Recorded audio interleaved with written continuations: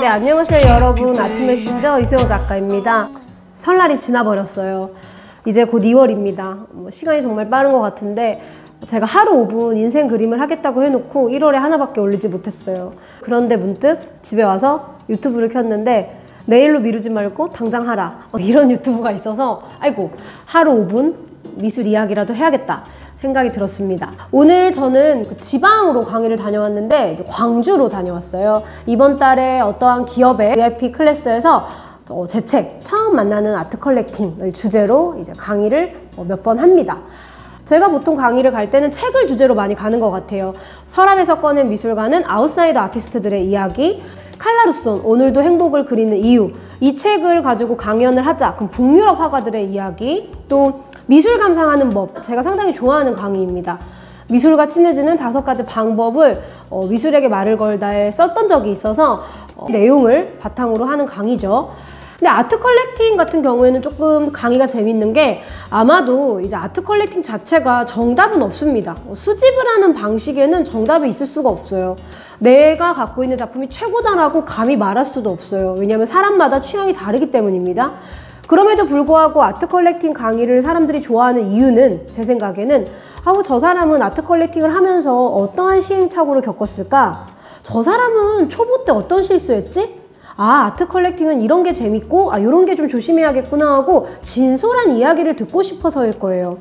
사실 대부분의 아트 컬렉터들이 페어나 이런 데서 강의하는 건 본인도 아트 컬렉팅에 대해서 강의를 하다 보면 본인의 삶을 정리하게 되고요.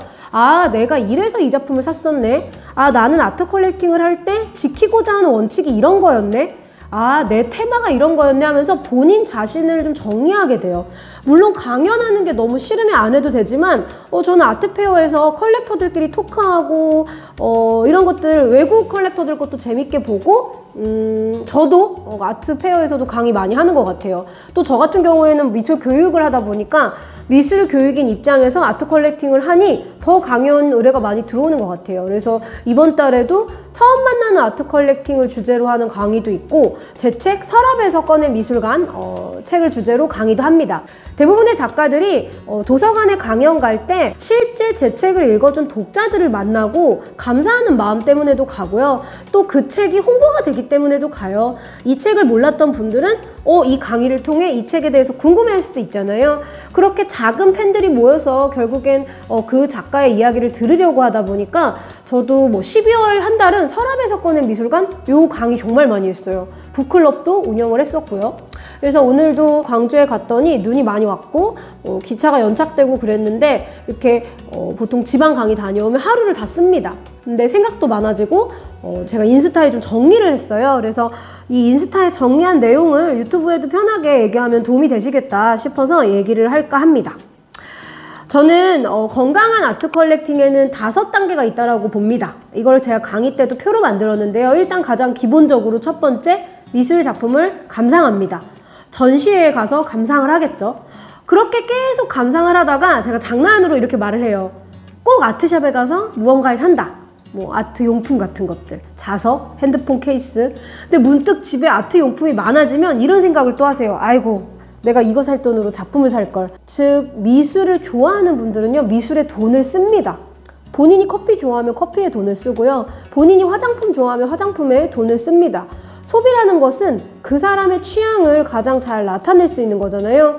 근데 이제 미술을 처음에 감상만 하다가 향유하다가 결국엔 좋아하는 마음이 커지면 그 끝에 나 우리 집에 이 작품 같이 가서 함께 살고 싶다. 이 작가는 내가 사고 싶다. 이런 생각이 들어요. 그럼 그게 좋아하는 작가를 발견하게 됩니다. 일단 보러 간 다음 2번 감상하고 향유하다가 3번 사고 싶은 작가가 생깁니다. 여기서부터 이제 좀 고민이 많아져요. 사고 싶은 작가가 너무 비싸다. 내 수준에 살 수 없다. 그럼 이제 그와 비슷한 작가를 찾거나 포기하겠죠. 근데 내가 살 수 있는 가격인 것 같아.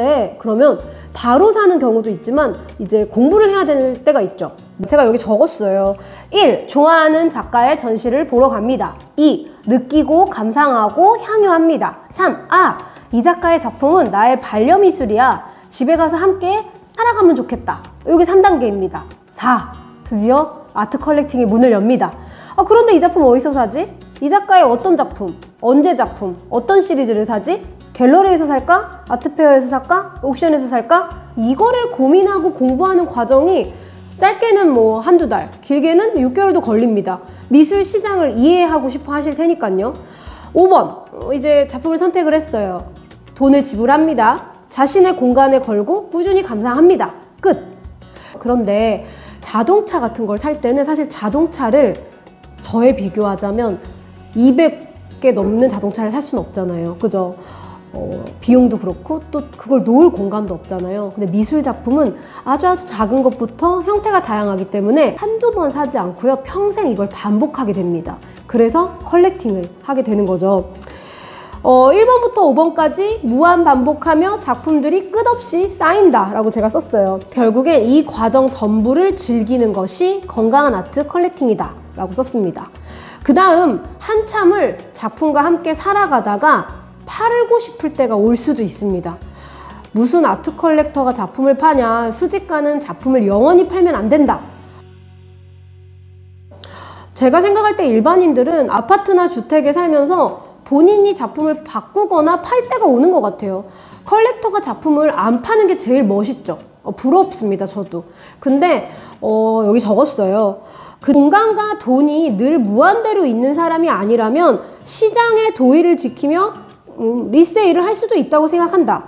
또 컬렉팅을 할수록 테마나 결이 달라지면 초창기 샀던 작품을 팔고 본인의 테마를 더욱 견고히 하는 컬렉터들이 세계적으로 많다. 이 말은 뭔 말이냐면 예를 들어 뭐 우리나라에도 그런 컬렉터가 있어요. 본인이 예전에는 이런저런 미술을 다 사다가 이제부터 본격적으로 미나에만 더 꽂힌 거예요. 난 앞으로 미나 컬렉팅만 할 건데 미나 컬렉션을 만들어야 하는데 이럴 때 기존에 샀던 작품들을 처분하고 더 본인이 좋아하는 테마에 몰두하는 거죠. 이럴 때 이제 팔게 될 수도 있고요. 그리고 또 저 같은 경우에는 뭐 방송에서도 이야기했고 강의 때도 얘기했지만 제가 지금 오늘로써 한 209점 정도 작품이 있더라고요. 근데 10점 정도를 팔아봤어요. 12점. 근데 그 이유는 제가 메르스 때 팔아보고 코로나 때 팔아봤어요. 예를 들어 경기가 안 좋거나 저도 회사를 운영하기 때문에 너무 많은 돈을 컬렉팅에 쓰다 보면 이제 비상금이 없잖아요. 그래서 그럴 땐 저도 팔아본 적이 있어가지고 가장 멋진 컬렉터가 작품을 안 파는 컬렉터라고 하면 오케이, 인정합니다. 하지만 현실적으로 저는 팔아본 적이 있는 컬렉터여서 그 마음을 이해할 수 있어요. 갤러리는 리세일 락을 걸어요. 이 작가의 작품 5년간은 팔아주지 마세요. 5년간은 팔지 마세요. 그러면 이 컬렉터가 나 5년간 팔 생각 없는데? 나 10년, 20년 볼 건데? 그런 마음이 있는데도 그런 조건을 적어주기도 해요. 걱정이 될 수도 있겠죠. 그리고 컬렉터 역시 그런 약속들을 다 지킵니다. 즉, 미술품을 사는 목적이 단기간의 시세 차익만을 위해 빨리 되팔고 또 사고 빨리 되팔고 또 사고 이런 분들은 컬렉팅을 하는 게 아니라 투기하는 거고요. 많은 컬렉터들이 대부분의 작품을 사면 사실 이 작품을 되팔기도 되게 쉽지 않고요. 또 좋아서 계속 걸어놓다 보면 팔 생각도 잘 안 합니다. 또 모든 작품이 다 잘 팔리는 것 역시 아니므로 아트 컬렉팅을 한다라는 것은 미술을 좋아하는 마음이 없으면 이걸 계속 할 수 없어요. 미술을 좋아하지 않는 사람이 전시회를 막 찾아서 보고 어머 이번 주에 이제 내일 갤러리 조선 전시 오픈한대. 3명의 작가가 한대. 이 신진 작가가 있어. 재밌을 것 같아 하면서 막 시간을 내서 보러 가고 다음번에 다음 주에 어디 오픈한대 또 보러 가고 이것은 좋아하지 않으면 할 수 없는 거기 때문에 저는 아트 컬렉팅은 진짜 좋아하지 않으면 꾸준히 못하는 것 같아요. 그래서 제 주변 아트 컬렉터들을 보면 물론 어떠한 컬렉터는 과거에 이 작품을 상당히 좋은 가격에 샀고 지금은 상당히 비싸졌대 이렇게 이야기는 하겠지만 그렇다고 해서 그분이 비싸졌다고 해서 바로 다 팔지도 않고 또 그것만을 위해서 그 작품을 산 것이 결코 아닙니다. 그래서 많은 분들이 이런 이야기를 해요. 아트 컬렉팅을 하는 과정은 진짜 미술을 좋아하고 미술 전시회를 보러 다니고 자기가 좋아하는 작가를 응원하고 그 중에 내가 사고 싶은 작품은 사고 뭐 그런 과정을 즐기다가 보면 오르는 작품이 있을 수 있다. 그것은 부수적인 거지 목표 자체가 그것부터 시작되진 않는다. 이런 이야기 정말 많이 합니다. 그래서